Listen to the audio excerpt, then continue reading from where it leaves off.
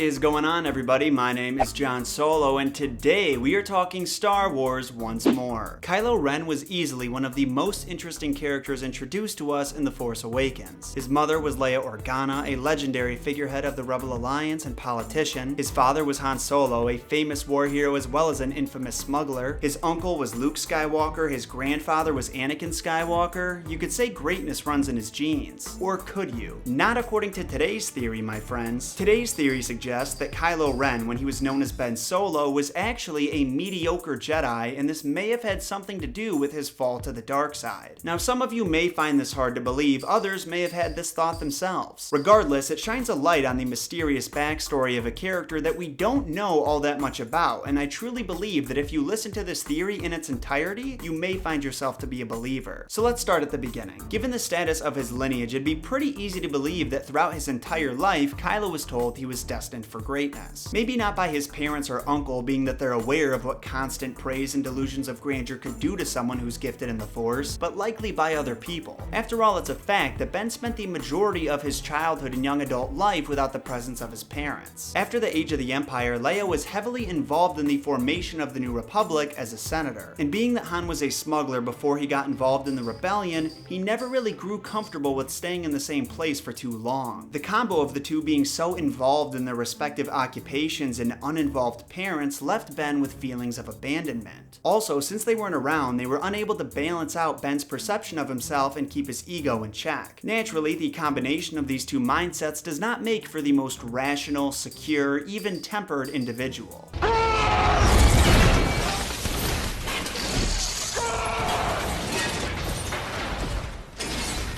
But why exactly is Kylo Ren so angry? This is where today's theory starts to come in. Some Star Wars fans believe that after the less than ideal upbringing Ben Solo had, he went into Luke's Jedi Academy with a lot of repressed anger and high expectations for himself. He went into it thinking, my grandfather was the chosen one, this is my uncle's academy, this Force stuff should come to me pretty easily. However, this wasn't how things went down. Supposedly, Ben ended up finding that he needed just as much guidance as the rest of the Padawans, and he wasn't nearly as gifted as he was led to believe his entire life. In fact, there may have been some Jedi in training learning even faster than he was. I'll admit that when I first heard this idea, I couldn't help but question it because on the surface it seems pretty baseless. But when you critically analyze Kylo's actions in The Force Awakens, it starts to make sense. There's no denying that at this point in his life, after he's trained with Snoke extensively, his skills have become more refined. He interrogates Poe Dameron without any trouble at all, he's able to freeze Poe and his plasma shot on Jakku, and on Takodana, he holds Rey in place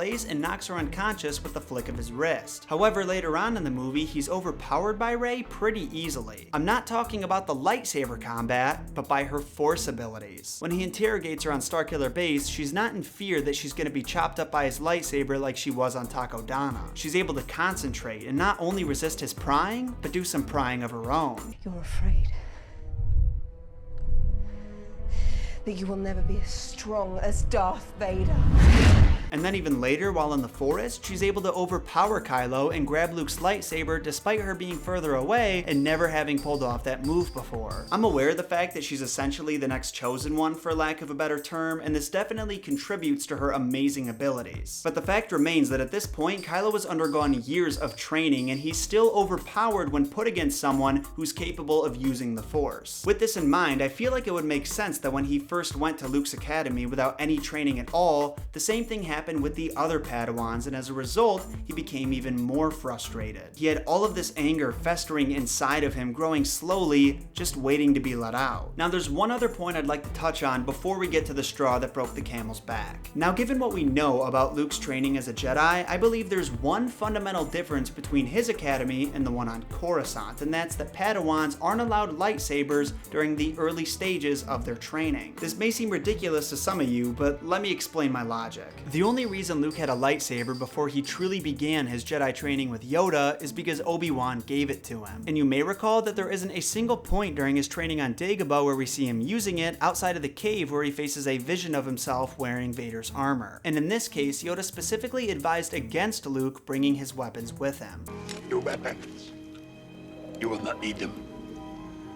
Of course, this doesn't mean he definitely didn't train at all with his lightsaber, but at the very least, it shows that the majority of his training early on involved meditation, gaining control over his emotions, and being one with the Force. Not only that, but Luke having his father's lightsaber is what enabled him to fly to Cloud City and subsequently get his ass handed to him. So it would make sense for him to want to wait until his Padawans were totally ready before assisting them with constructing their own weapons to prevent the same mistakes from happening. What I'm thinking happened is that Ben, with all of the previously mentioned factors coming into play, grew impatient with the meticulous Jedi training and its focus on the Force and his emotions. I want to give you all a fair warning before we move forward. This next part includes a major spoiler for the novel Star Wars Bloodline. I'm keeping the spoilers to a minimum, and I know that some people don't really care about the novels, but if you plan on reading that one, I suggest that you stop watching now, as much as it pains me to say. Just when Ben was about to reach his breaking point with his Jedi training and abandon the lifestyle forever to assume a life of smuggling or maybe being a dancer for one of the Hutts, he found out that the true identity of his grandfather was none other than Darth Vader. I'm not sure if this is common knowledge or not. I'm gonna assume it's not because it hasn't been mentioned in any of the movies yet. It was not public knowledge in the Star Wars galaxy that Anakin Skywalker became Darth Vader. That was until a certain senator named Ransom Casterfo chose to announce it during a Senate meeting, which was then broadcast to the entire galaxy. For the sake of avoiding spoilers, I'm not going to go into detail about how he came upon the information or why exactly he chose to reveal it. All you need to know is that it didn't take long for a 23-year-old Ben Solo to hear about it as well, and this is what I'm proposing pushed him over the edge. That would make sense, right? All of the previously mentioned factors in combination with the fact that he had been essentially lied to throughout his entire life would reasonably make anyone go berserk. I'd also guess that it was around this time when Snoke reached out to Ben.